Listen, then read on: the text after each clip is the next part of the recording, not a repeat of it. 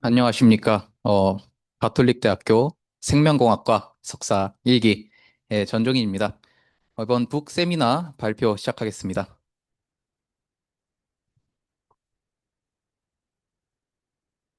네, 이번에 발표 드릴 내용은 챕터 7, 하이드로다이나믹스 오브 버블링 플루이다이제이션 이고요.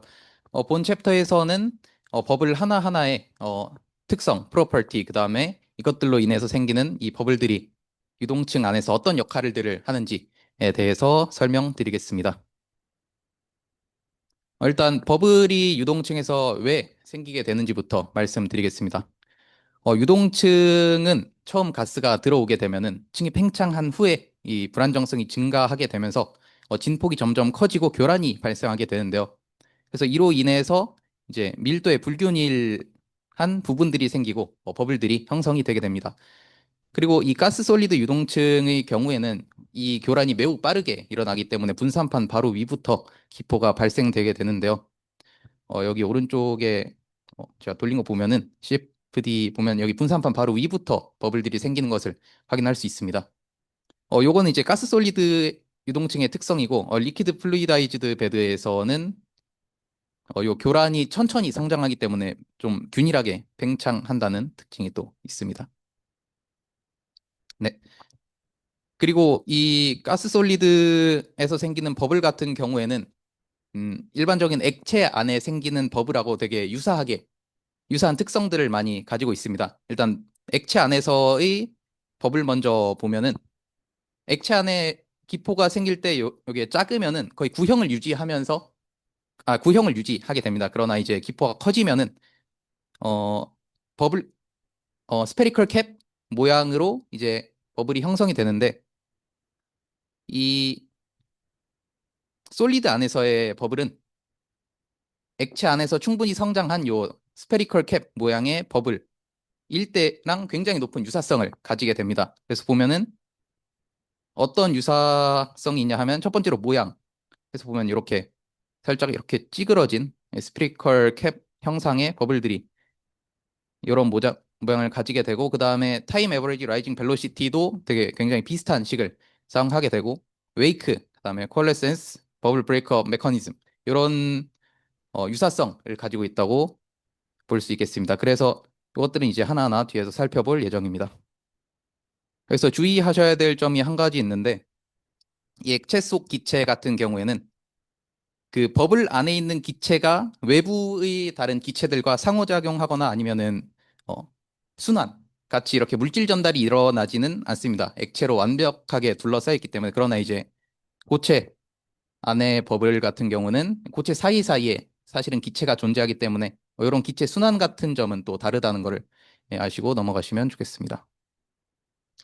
이제 특징을 하나하나 살펴볼 건데 처음으로 이제 라이징 벨로시티입니다. 방금 전에 말씀드렸듯이 이제 고체 안에서의 버블은 구형이 아니라 스페리컬 캡 모양이기 때문에 최적 등가직경을 사용해서 시계 사용을 하고 일반적으로 아까 여기서 보셨던 것처럼 이런 식하고 되게 비슷하게 이렇게 이제 라이징 벨로시티를 나타낼 수 있습니다. 이거는 이제 버블 부피에 따른 직경과 부피에 따른 버블 라이징 벨로시티고요. 그런데 실제로는 이게 또 잘 맞지 않아서 다른 상수를 많이 적용하기도 합니다. 다음은 버블 웨이크입니다. 이 버블 웨이크가 뭐냐면 버블이 상승하면서 요 버블 아래에 있는 영역이 위로 같이 딸려 올라오게 됩니다. 이런 흐름 영역을 버블 웨이크라고 하는데 요 사진에 대해서 아니, 피규어에 대해서 좀 더 자세히 설명드리면 이게 지금 두 가지 상이 원래 있었는데 여기 아래서부터 버블이 위로 올라오는 상태입니다. 예를 들어서 여기 아래는 물이라고 하고 여기 뭐 기름이라고 했을 때 이 아래서 버블이 올라오면서 이 웨이크 때문에 아래에 있는 상이 위로 이렇게 딸려져 올라오는 그런 피규어입니다. 그래서 이 버블 웨이크가 이제 또 고체 안에 버블의 또 특성이라고 볼 수 있고 그랬을 때 이 웨이크 프랙션을 다음과 같이 정의할 수 있습니다. 그리고 이 고체 유동층 안에서 이 웨이크의 영역은 얘를 이렇게 구로 연장했을 때 이제 실제 버블이 나머지 부분 여기를 이제 웨이크라고 가정할 수 있습니다. 그렇게 했을 때 이제 요거를 실험적으로 측정을 해본 결과 음, 버블 웨이크가 입자에 따라서도 되게 많이 다르다는 거를 또 알아냈습니다. 그래서 입자 모양에 따라서도 다르고 직경에 따라서도 다른데 일단 모양에 따라서 다른 걸 보면은 여기 이제 파이 얘가 이제 스페리시티 얼마나 9에 가까운가인데 9에 가까울수록 9에 가까울수록 요 웨이크 프랙션이 크다. 그러니까 요 웨이크 면적이 넓어진다. 그러면 이제 9랑 9에 덜 가까워진다. 예, 그런 식으로 생각을 하시면 되겠고 그 다음에 입자 직경이 작아질수록 또 요 웨이크 프랙션이 증가한다. 라고 보시면 되겠습니다. 요 버블 웨이크 같은 경우에는 입자를 혼합시키거나 그리고 또 맨 위쪽 프리보드 쪽에서 이 버블이 터지면서 입자를 날려서 이제 비산시키는 중요한 역할을 수행하고 있습니다. 그 다음에는 이제 Bubble Breakup and Maximum Stable Size입니다. 이건 이제 버블이 쪼개지는 거를 나타내는데요. 버블이 쪼개지는 원인은 그 가벼운 유체가 무거운 유체를 밀어낼 때 발생하는 요 레일리 테일러 인스테빌리티랑 유사합니다. 이게 뭐냐면 어 여기 그 버섯구름이라고 하죠. 예, 요거가 이제 어떤 큰 폭발이 일어났을 때 이 기체가 위로 딱 솟아오르면서 이렇게 버섯 형태로 만들어지는데 이 버섯 여기 표면이 이렇게 매끄럽지 않고 이렇게 좀 돌출되는 부분이 막 이렇게 생기죠. 요게 이제 계면이 불안정해져서 이렇게 그 돌출이 되는 건데 마찬가지로 이제 버블링 플루이다이즈드 베드에서도 기체가 이렇게 상승하다가 요 계면이 여기가 불안정해지면서 이렇게 작은 부분이 떨어져 나가는 이런 메커니즘으로 이제 버블 스플리팅이 일어나게 됩니다. 이 과정은 되게 예측하기 어려워서 일반적으로 계산을 하지 않고 다만 그 유동층에 따라서 최대로 성장할 수 있는 버블 크기가 정해져 있기 때문에 보통 그걸로 이제 사용을 하고 있습니다. 그 식은 챕터 4에서 이미 배운 적이 있어서 여기 또 적어 놨습니다. 다음은 이제 이 버블이 아까 액체 유동층과는 다르게 이 버블 내의 기체가 외부랑 매스 트랜스퍼가 일어난다든지 이런 게 가능하다고 말씀을 드렸는데 요거 같은 경우는 두 가지 어, 네, 두 가지 메커니즘으로 일어나게 됩니다. 첫 번째로 가스 스로 플로우, 그다음에 두 번째로 몰레큘러 디퓨전인데 이 가스 스로 플로우는 이런 식으로 기체가 애초에 아래에서 위로 올라가기 때문에 이 버블보다 빠른 기체에 의해서 이렇게 관통해서 지나가는 흐름입니다. 그래서 이걸로 이제 기체 교환이 일어날 수도 있고 그다음에 두 번째가 몰레큘러 디퓨전. 얘는 그냥 농도차에 의한 확산이 일어날 수 있습니다. 그래서 이런 것들을 고려를 해가지고 매스 트랜스퍼 코이피션트 계면에서의 이거를 계산을 할 수 있는데 네, 다음과 같이 나타낼 수 있습니다. 그리고 방금 전에 이제 얘가 이렇게 가스로 플로우 같은 경우는 관통한다고 했는데 실제로 보면은 모든 기체가 다 관통하지 않고 모든 버블에서 그렇게 단순하게 기체가 흐르지는 않습니다.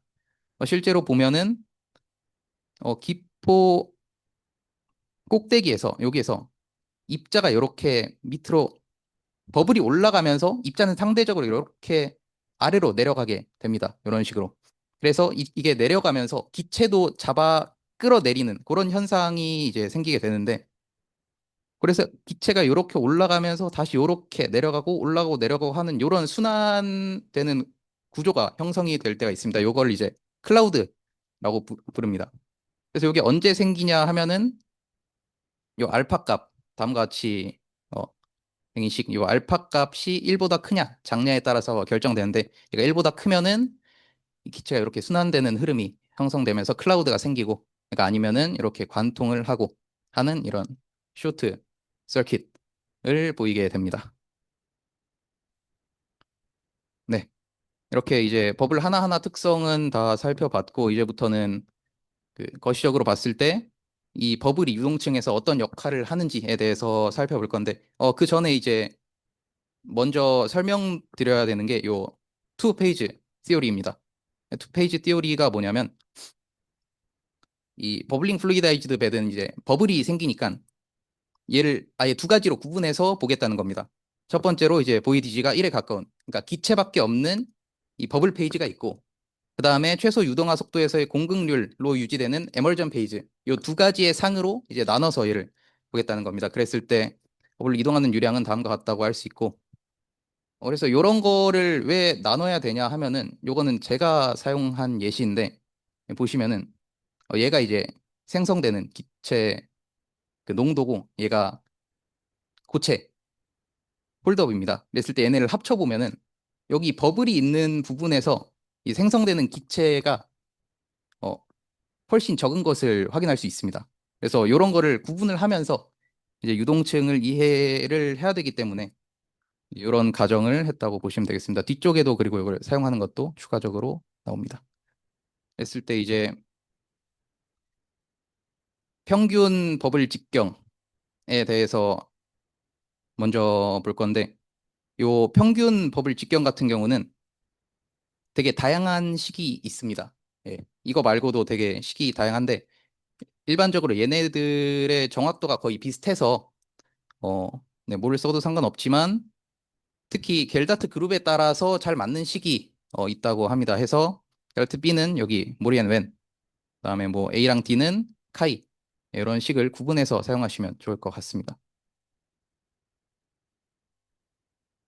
그다음에 라이징 벨로시티입니다. 아까는 그 맨 앞쪽에서 봤던 거는 버블 직경에 따른 속도였다면, 얘들은 이제 유속에 따라서 기체의 버블 속도가 어떻게 될 것인가에 대해서 이제 식을 적어놨는데, 얘는 아까 맨 앞에서 봤던 식에다가 여기 그 기체 속도 마이너스 UMF 이걸 한 건데, 얘는 정확도가 많이 떨어지기 때문에 일반적으로 요 경험적 상관식을 많이 사용을 하게 됩니다. 그래서 그걸 사용하시면 되고, 그 다음에 볼 수 있는 게 이 버블 볼륨 프랙션, 버블 홀드업이라고도 할 수 있고, 버블이 이 유동층 안에 얼마나 있는가인데, 이것도 다음과 같이 계산할 수 있습니다. 방금 전에 계산한 요 라이징 벨로시티로 계산을 할 수 있고, 근데 이게 높이에 따른 버블 홀드업인데, 이 만약에 베드 전체의 홀드업을 계산하고 싶다, 에버리지를 계산하고 싶다면 어, 높이 0.4 지점의 홀드업을 평균으로 계산하는 것을 권장하고 있습니다.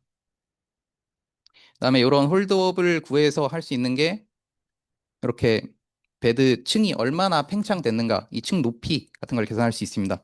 근데 이런 거를 계산하는 것 자체가 이제 요 뭐 그 최소 유동화 속도에서의 보이디지라던가 이런 높이를 사용하기 때문에, 아까 앞에서 봤던 투페이지 티오리, 투페이지 어썸션이라고도 하는데, 이런 것들을 가정한 후에 이런 것들을 계산하게 됩니다. 그래서 최종적으로 아까 앞에 있던 식들하고 결합하면은 층 팽창은 이렇게 정리할 수 있게 됩니다.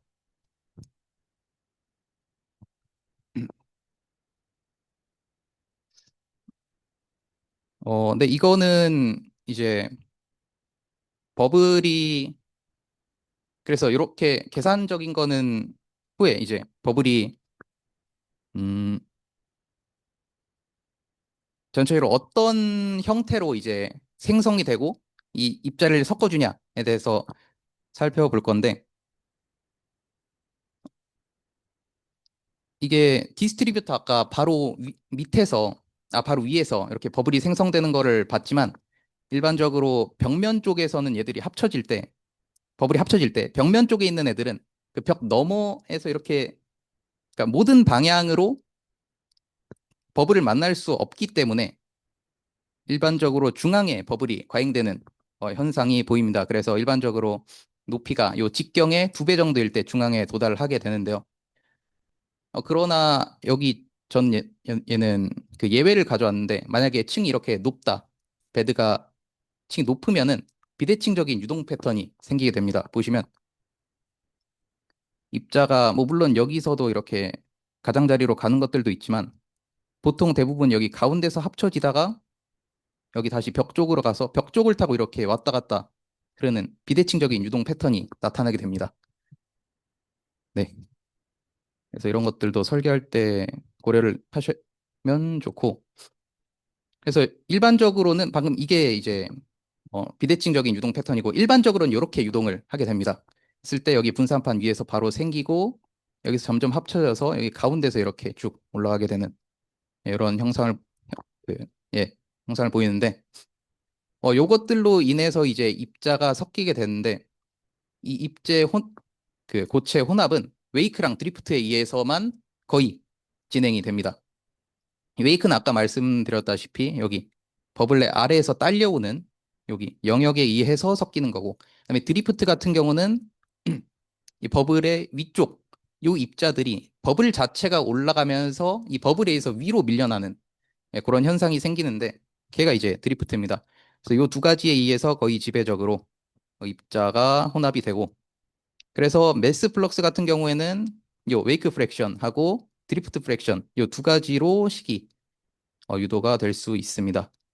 근데 이렇게 되는데, 이제 드리프트 프랙션 같은 경우는 웨이크 프랙션의 1.6배로 간주해서 결국 이 입자가 한번 섞여서 다시 돌아오는, 이렇게 다시 돌아오는 요 시간을 구하면은 이렇게 턴오버 타임을 계산할 수 있습니다. 이렇게 계산된 턴오버 타임은 이제 입자가 유동층 내에서 완벽하게 섞였냐 안 섞였냐를 판단하는 지표로 사용할 수 있습니다. 그랬을 때 평균 체류 시간의 3배 이하면, 예. 그러니까 턴오버 타임의 3배 이상이면 체류 시간이 얘가 유동층에서 입자가 완벽하게 혼합되었다고 가정할 수 있고, 평균 체류 시간 같은 경우는 예, 아시다시피 이렇게 구하는 거고, 그래서 요거를 해서 이 완전 혼합 상태에서의 고체 체류 시간 분포도 구할 수 있습니다. 쓸 때 완벽하게 혼합됐을 때는 다음과 같이 나타낼 수 있고, 그렇지 않은 경우에는 이렇게 나타낼 수 있습니다. 어, 지금 대부분의 유동층에서 이제 이렇게 가운데 버블이 생기면서 이런 식으로 입자가 혼합이 된다고 말씀드렸는데, 사실 이렇게 수평 방향으로 움직이는 입자가 아예 없는 건 또 아닙니다. 근데 이제 그런 입자들은 보통 10분의 1 수준으로 어, 굉장히 작은 양이라서 대부분의 입자는 수직 방향으로 이렇게 위로 올라갔다가 내려갔다 올라갔다 내려갔다 하는 그런 혼합 양상을 보이고요. 따라서 입자 조성 및 온도 분포는 수직 방향으로는 거의 균일하다고 가정할 수 있습니다. 그래서 화학공학에서 보통 디스퍼전 모델을 이용을 하는데, 얘네가 이렇게 수평 방향으로 기울기, 뭐 온도나 뭐 분포 같은 기울기가 존재하기 때문에 웬만하면 여기 횡방향이나 반경방향 분산 모델을 사용하는 것을 권장하고 있습니다. 거기 계신 아래 이런 거, 얘네가 디스퍼전 모델인데, 이런 거는 수평 방향으로 사용하는 것이 좋습니다. 이렇게 버블 특성이랑 버블이 끼친 영향 같은 거는 다 끝났고요. 얘는 이제 가스 플루이다이즈드 베드에서 버블에 영향을 끼칠 수 있는 다양한 팩터들을 정리를 해놓은 테이블입니다.